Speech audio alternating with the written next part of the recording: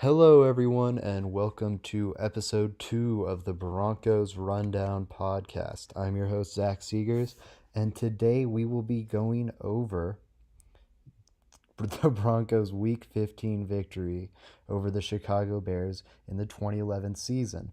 Now, why go over some random regular season game from 8 years ago at this point? Because it is one of the most miraculous, crazy, random wins of the last decade in all of NFL football. And without it, Tebow Mania is a footnote in history. It's nowhere near remembered the way it is today. As this was the peak, kind of the climax. Outside of their playoff victory, it was when Tebow Mania really reached its fever pitch.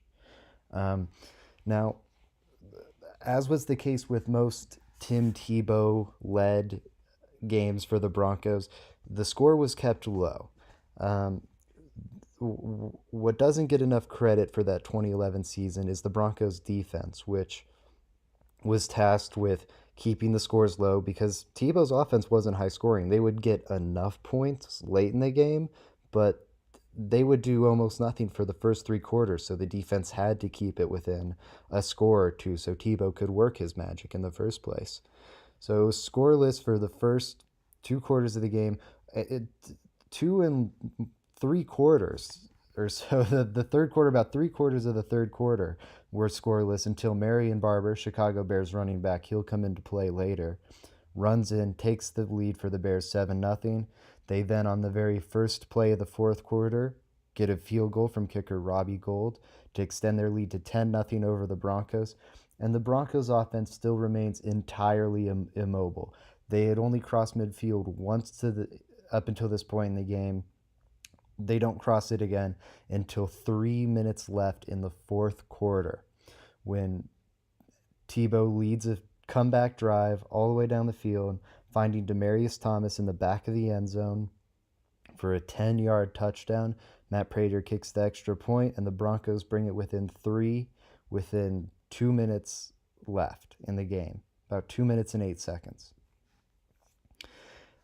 They attempt an onside kick to try to keep possession. They don't get it. It's Bears ball right around midfield. All they have to do is run out the clock. Yet, while handing it off to Marion Barber, he somehow, for some reason, it makes no sense. It's one of the most baffling decisions, again, of the last decade or so in all of NFL football.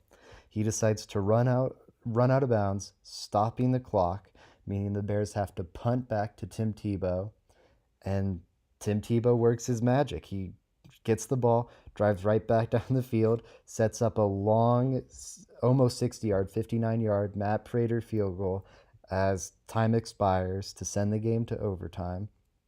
The Broncos defense stops the Bears offense in overtime, gets it back to Tebow. Tebow once again sets up a long Matt Prater, 51-yarder this time, field goal to win it in overtime. And it's crazy to think, without every single one of these things going right, if Prater misses an almost 60-yard field goal, if Barber doesn't run out of bounds for no reason whatsoever, if Demaryius Thomas drops the touchdown catch, the Broncos don't make the playoffs this season, and Tebow Mania is remembered nowhere near as fondly as it is now, because they don't even have a chance to beat the Steelers in the playoffs. They don't even make it. They finish the season 7-9, and it's the first consecutive losing seasons in Broncos history since Pat Bullen bought the team in 1984. And that goes for more than just this game. If the Broncos somehow don't beat the Dolphins a few weeks earlier, which was one of the more miraculous victories of the season. If Tim Tebow doesn't wind his way through the Jets defense for a 20-yard touchdown run, they're not making the playoffs that season. If every single thing didn't break right for the Broncos, and more so Tim Tebow, this season is remembered nowhere near the way it is today. I mean, it was a nationwide phenomenon. When he beat the Steelers in the playoffs, people thought this was the new future of the league, running quarterbacks like this. They thought Tebow would be the Broncos quarterback for years to come. And then everything changed with Peyton Manning.